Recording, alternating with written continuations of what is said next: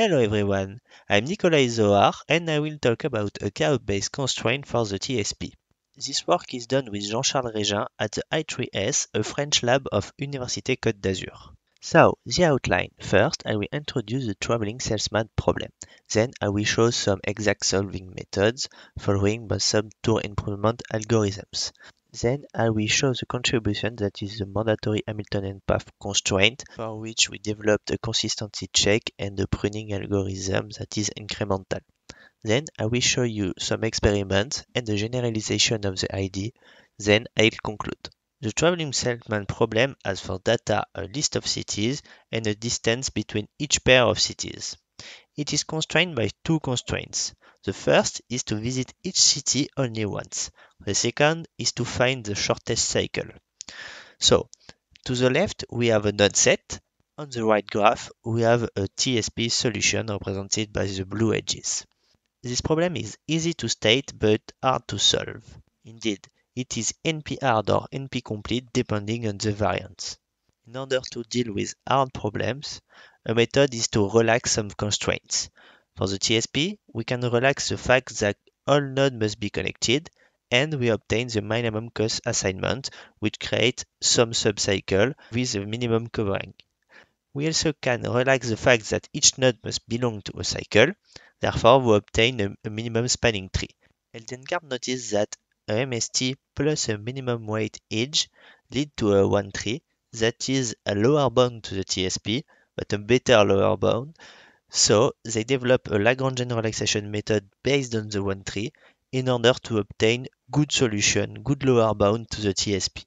Unfortunately, it is often very slow to solve a TSP with only a relaxation method, so they add branch and bound that we use in CP.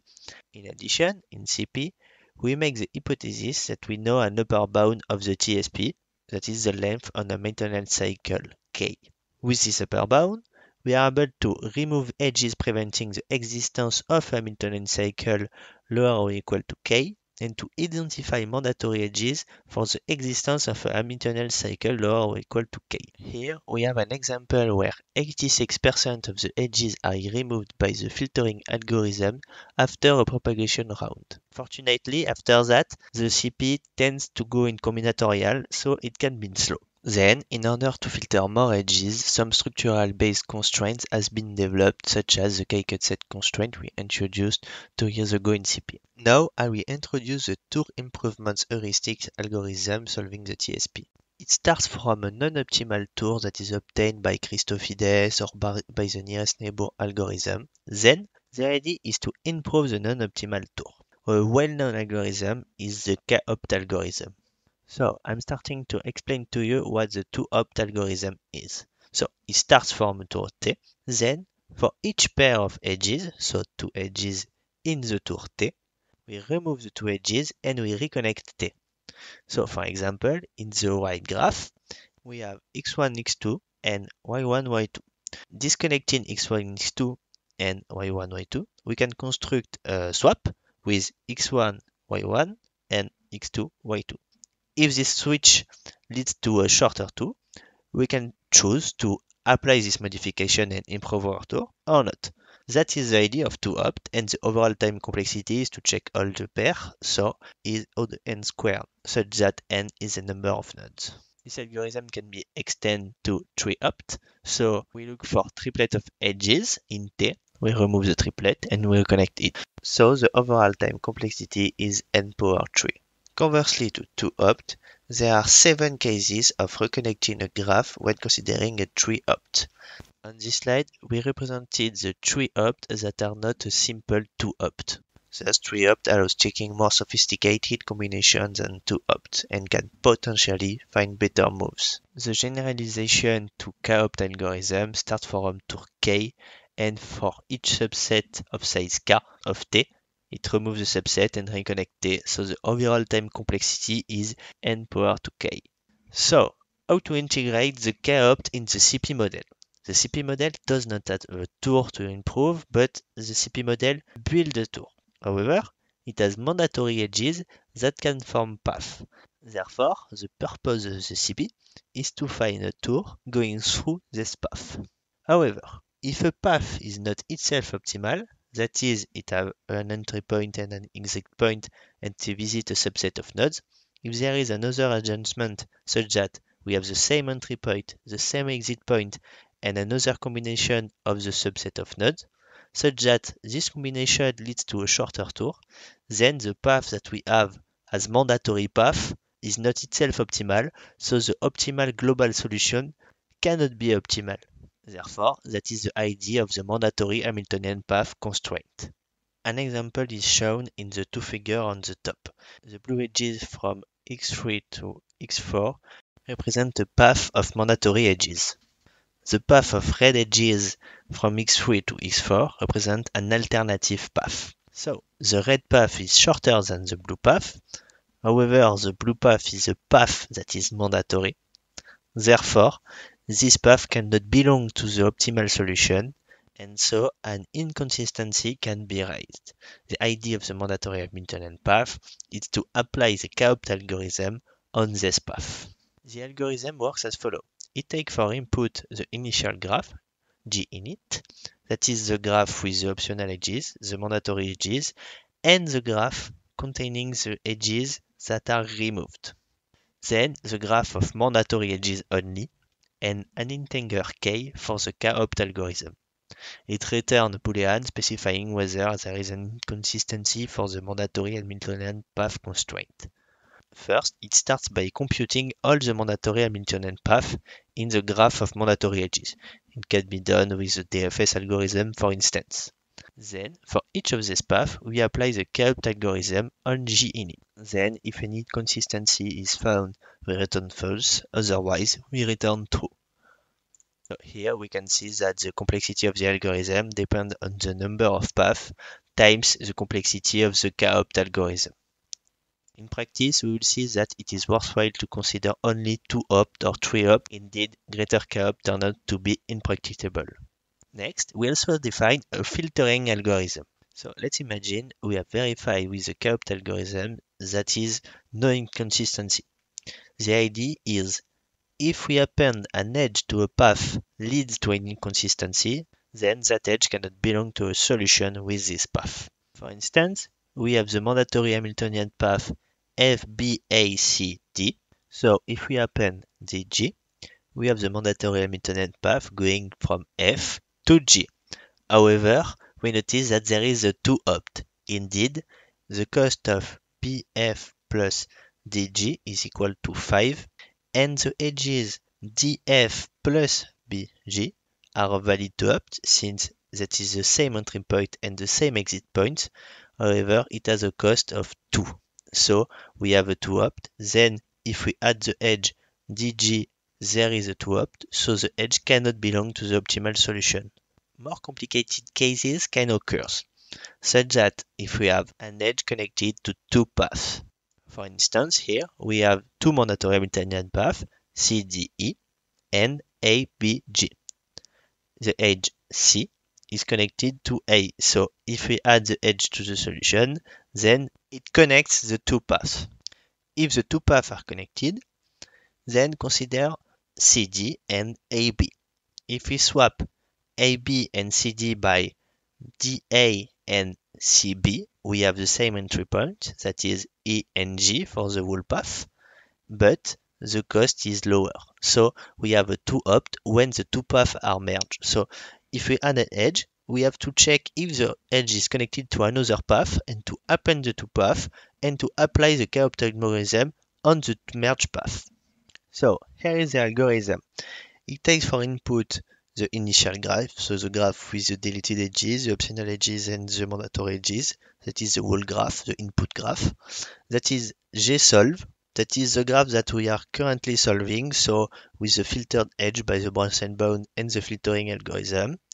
The set of mandatory Hamiltonian path, P, and an integer k for the K-opt algorithm.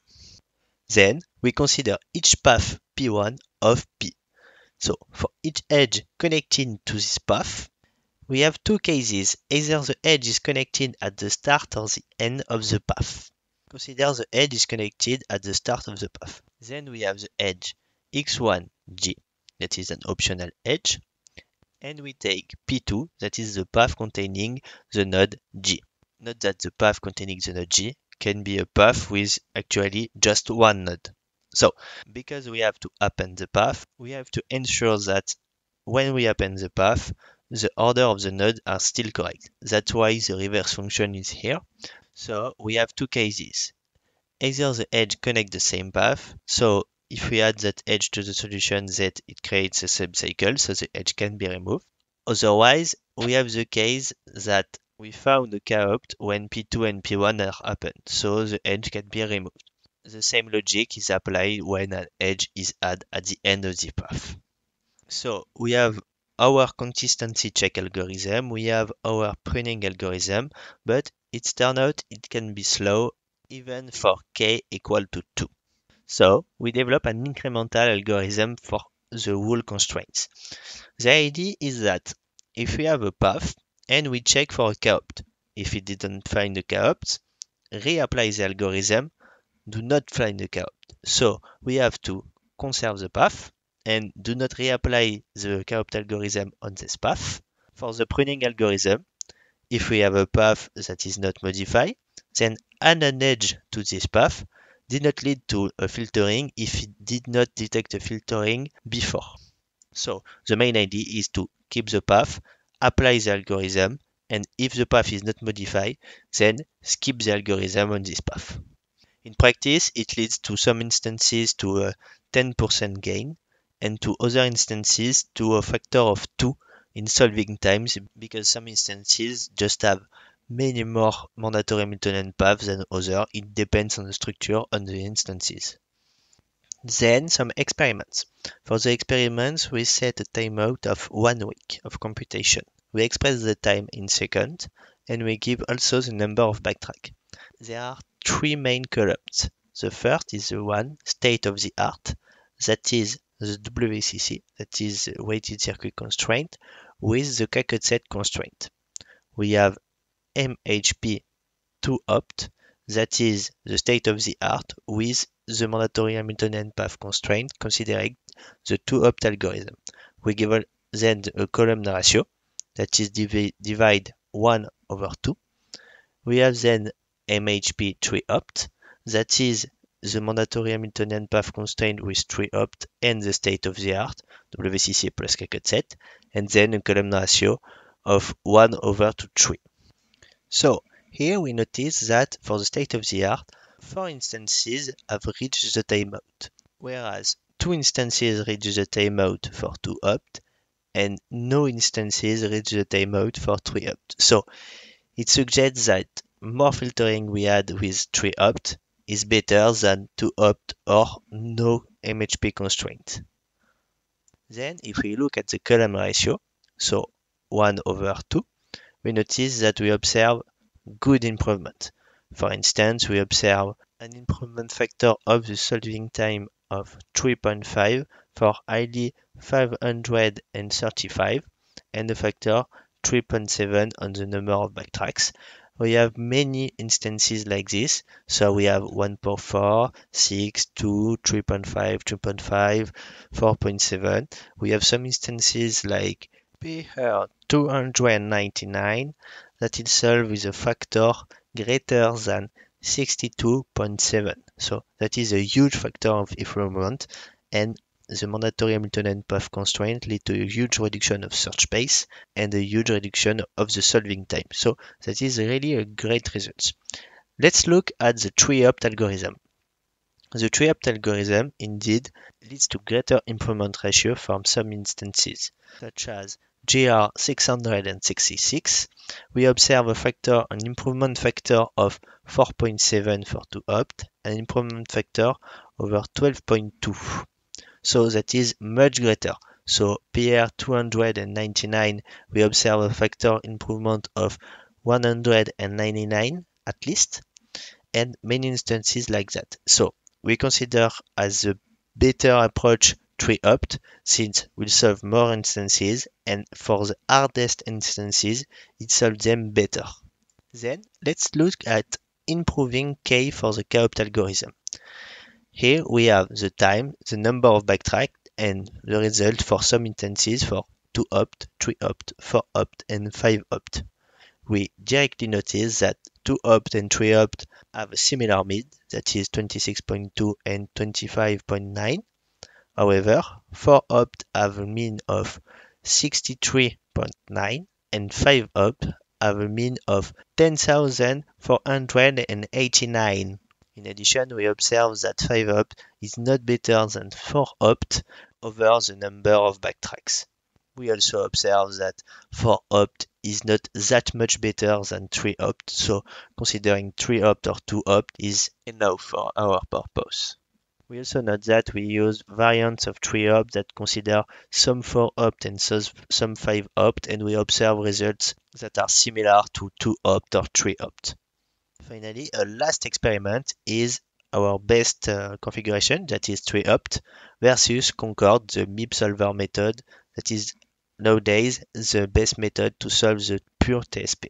We observe that for all the instances before Lean 318, except for SE 175, we are competitive with Concord. We observe factors that either Concord is better or we are better. So it suggests that for the graph with 200 or 300 of nodes, we are competitive with Concord, and for larger graph, it directly become complicated. A very important thing is that most of the algorithms we use are not incremental, except for this constraint. So when we come to a graph with 400 nodes, for instance, it leads to a large number of edges, and all the algorithms we use are not incremental and depend on the number of edges, so it leads to really slow code. So a good perspective should be to develop incremental algorithm for most of the algorithm we use for the TSP in CP.